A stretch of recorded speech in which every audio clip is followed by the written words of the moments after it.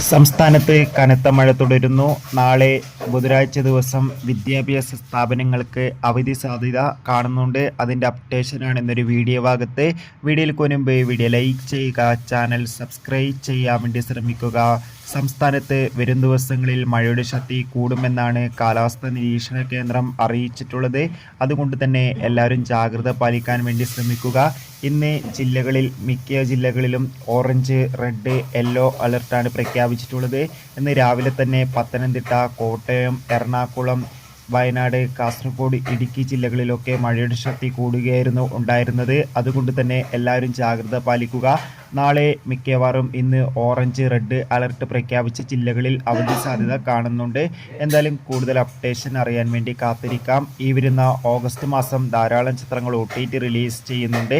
നമ്മുടെ ചാനൽ ഭാഗം പരിശോധിച്ചാൽ ആ വീഡിയോയ്ക്ക് നിങ്ങൾക്ക് കാണാൻ വേണ്ടി സാധിക്കും. Bye bye.